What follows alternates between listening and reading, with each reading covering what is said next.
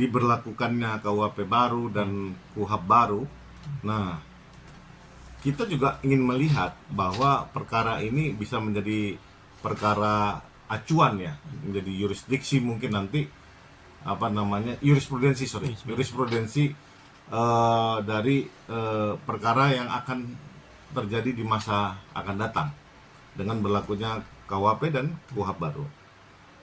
Cukup menarik karena memang ada satu dari terlapornya itu sudah melakukan RJ, restoratif justice alias damai sepihak antara pelapor dan salah satu terlapor.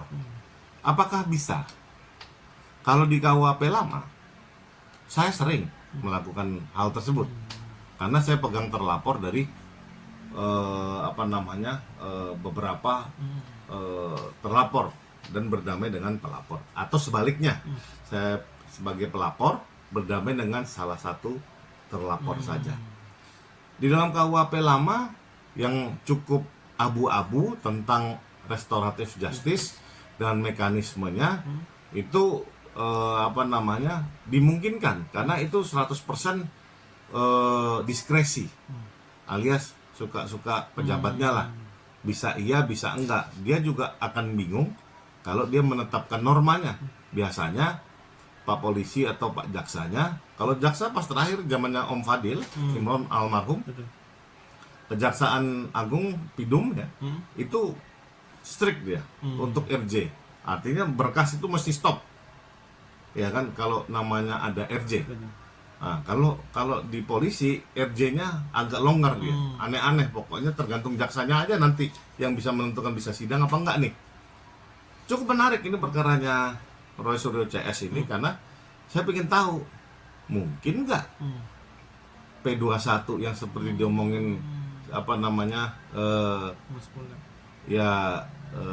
itu karo penmas humas ya, karo humas ya, atau kabit humas kali ya namanya ya.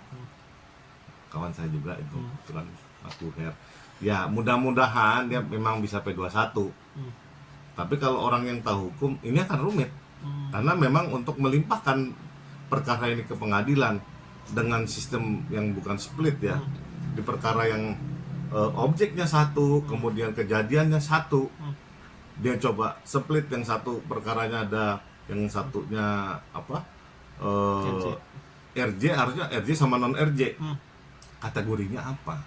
Nah yang bisa meng-RJ kan terus dia nggak di, yang lainnya nggak di RJ kan apa? Kenapa dia bisa meng-RJ kan ini tapi yang lain nggak bisa?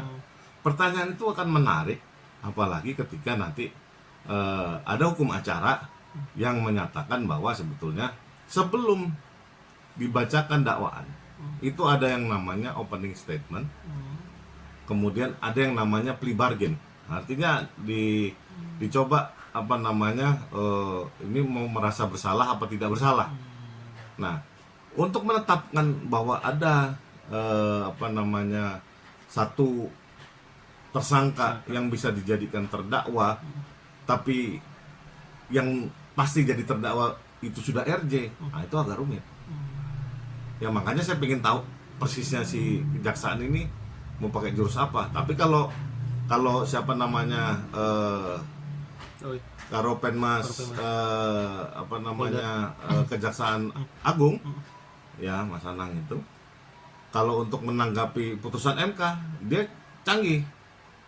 MK menyatakan satu-satunya badan yang bisa menyatakan ada kerugian negara hanya BPK sesuai dengan undang-undang. Tapi kejaksaan bilang menurut dia menerbitkan edaran bukan itu saja, yang lain bisa, asal dia pakai tafsir sendiri. Jadi kayak kita baca sesuatu ditafsirin lagi. Ya itulah Indonesia aku ya, semuanya bisa ditafsir. Mudah-mudahan tafsirnya benar. Ya karena kenapa? Ya itulah yang menjauhkan Indonesia dari kepastian hukum. Jadi nggak pasti. Tapi dari pernyataan Humas ya, Karo Humas itu menyatakan ada ditetapkan 8 tersangka dan ada 2 klaster. Itu yang tadi yang kita buat bingung. Gimana tuh Bang, ya kan? Ya makanya cukup menarik untuk diikutin ya. Saya pengen lihat sidangnya bagaimana. Apakah berkasnya dipisah atau tetap satu bonggol karena kan kejadian satu. tapi dia bisa misah. Saya pengen tahu itu modelnya kayak gimana. Artinya inilah apa namanya, apakah kita akan selalu hidup sedemikian akrobatiknya di negeri Konoha ini, atau mau mencari yang sama-sama maju bahwa kepastian hukumnya 1+1 wajib 2, nggak boleh ada tafsir lain.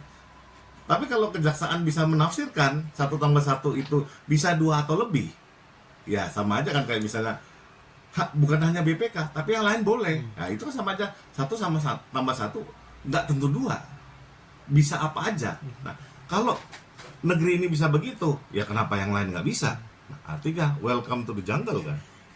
Bang, terakhir terkait pernyataan dari Pak Groseno bilang kalau Suryo berkasa sudah jadi P21, negara atau pemerintah ini mafia. Abang ada tanggapan? Ya Bang Jenderal, ya kita kan sama-sama tahu. Artinya ya yang kalau bahasa hukumnya mutatis mutandis, ya kan gitu. Itu udah terkonek secara langsung. Artinya memang nggak bisa dibantah pernyataan Pak Groseno itu memang kenyataan yang pahit yang mesti dialamin masyarakat Indonesia ya, karena akrobatnya aneh-aneh, aneh banget. Tapi ya itulah, masyarakatnya diem-diem baik, terima-terima aja.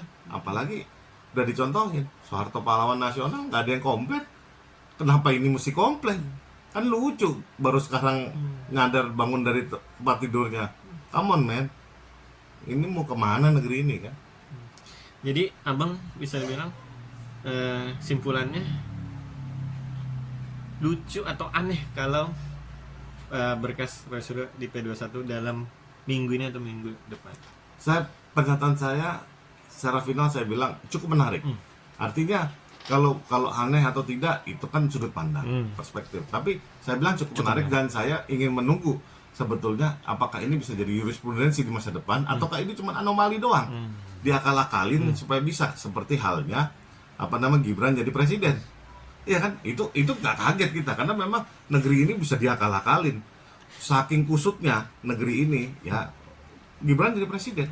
Tapi kita tetap ya sama aja kan, kayak gol tangan Tuhan. Iya kan? Kayak itu Maradona. Karena nggak ada VAR. Mau ngomong apa? Iya kan? Ya itulah kenyataan pahit untuk warga Indonesia atau Konoha ya, yang diketahui memang tidak ada kepastian hukum di negeri ini. Siap. Terima